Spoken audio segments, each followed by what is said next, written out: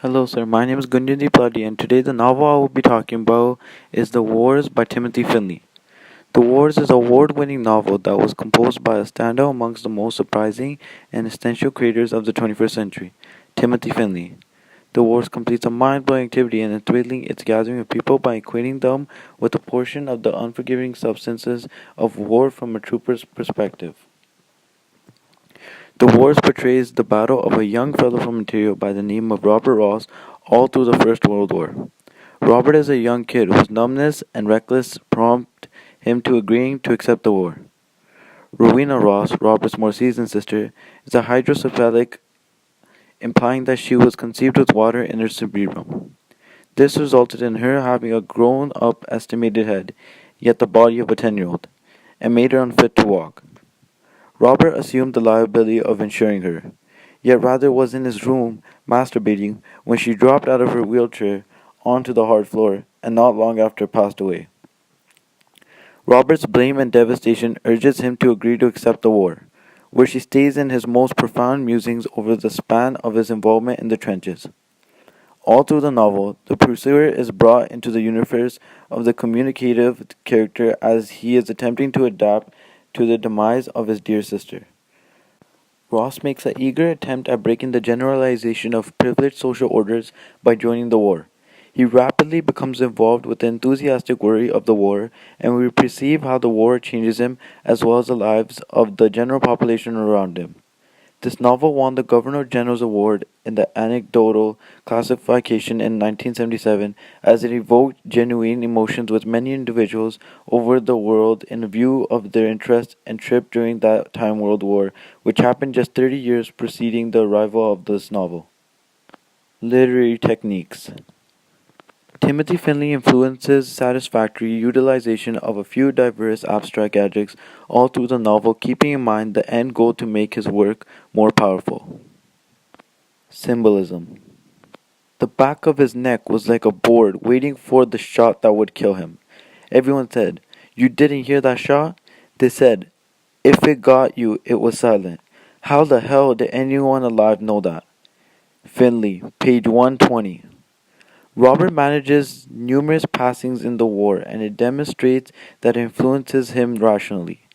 To have that belief that at any minute a projectile could end your life is a situation Robert preserved for quite a while, not knowing whether it would have been his last.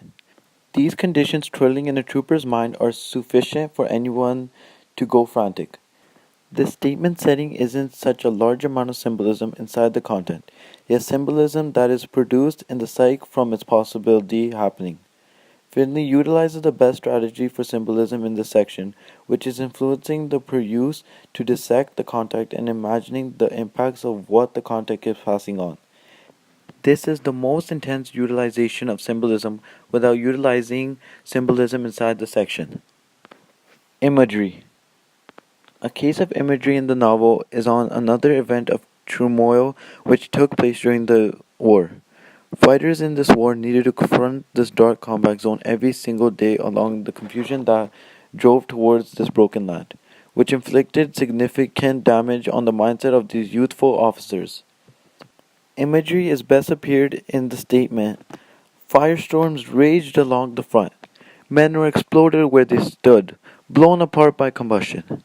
Winds with the velocity of cyclones tore the guns from their emplacements and flung them about like toys.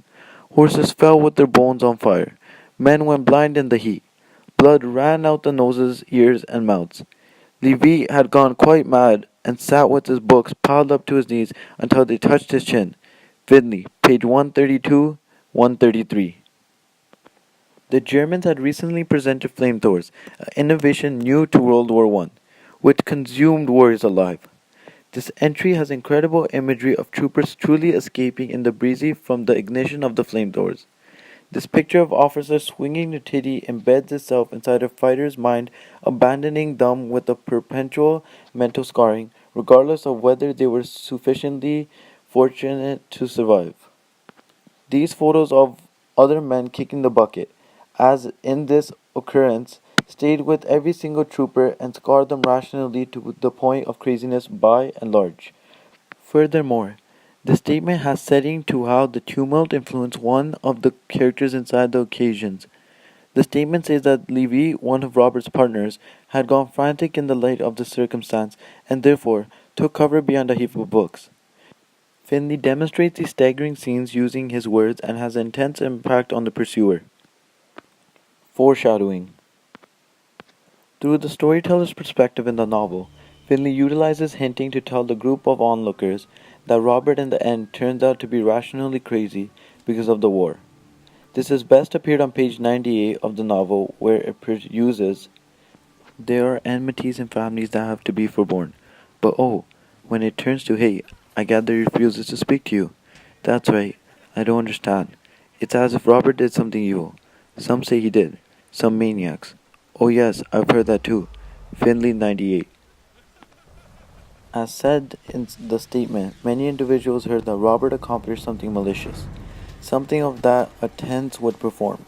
In the effortlessness of this discourse, it anticipates a noteworthy plot structure that Robert is tested with in the last parts of the novel. Towards the finish of the novel, Robert at last goes crazy, which prompts his passing.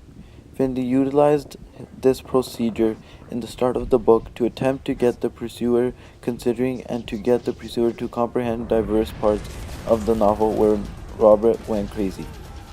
Finley completed an astonishing activity with this abstract gadget, catching the pursuer's advantage comfortable start of the novel.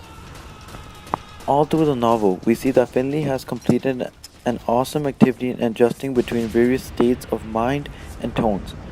For example, towards the beginning of this novel, we see that the state of mind is extremely upbeat. However, as the war advances, it winds up painfully remarkable that the inclination rapidly changes into a gloomier temperament which stresses the inconvenience that he experiences. The voice of the story stays impartial as the story is told from a third individual perspective. Symbols. The storyteller completes an incredible activity of utilizing symbols and images that are exceptionally viable all through the novel. A case of this can be the utilization of the four established components: earth, water, air, and fire, which are all together included in the novel and speak to a trail that Robert Ross must overcome in his adventure. Earth shows up as the mud that nearly asserts Robert's life in Ypres. Air is a symbol speaking of life. For instance, in the chlorine gas assault against the Allies, Robert faces air as a gas. Likewise, Harris battled with pneumonia, which is a breathing/lung condition, which additionally identifies with the component of air. Fire speaks to decimation, agony, and demise. It has appeared as gunfire, mounted gunshots, and flamethrowers all through the story. Moreover, Hera's body is incinerated by a fire as opposed to being covered. At last, the blazing stable shows up in the prologue as in part 5, as it is that kills Robert's steeds and puppy. Finally, water speaks to change. For example, Robert cleans up after Rowena's demise. The skis are snowing at Rowena's burial service. Robert remains in the rain at the prepare station before beginning his new war life. The war trenches are loaded with rain and coming about mud. Themes and main ideas: misfortune or destruction of innocence. As the novel advances, a few pure figures are devoured by the war. This starts with Rowena's passing, a deplorable mischance because of Robert's avoided duty. It is gone by again after Robert shoots the stallion on board the ship. He has been compelled to submit a demonstration he loathes. Finley additionally remarks on the age of the men on board going to war to attract regard for their boyish purity. They are scarcely men by any stretch of the imagination. Robert isn't the main character whose blamelessness is lost. Julia is compelled to grow up rapidly in the wake of seeing Robert and Barbara engaging in sexual relations. I was sitting on one of the little gilt chairs with Amanda, my doll, and the tears just started and wouldn't stop. The things inside my bead were the shape of Robert's shoulders and the whiteness of Barbara's skin, Amanda's face, and the stitches coming open where her hands were undone. Me in the mirror, looking at my breast, and the temple stairs. Page 157, Finley. This occurrence likewise brings out the subject of progress that shows up in the novel. Rodwell as well loses his blamelessness and ends his life accordingly. He is headed to suicide in wake of watching his kinder officer slaughtered a feline just to insult him. The devastation of the common world and creatures is additionally a case of the demolition of honesty. Psychoanalytic theory.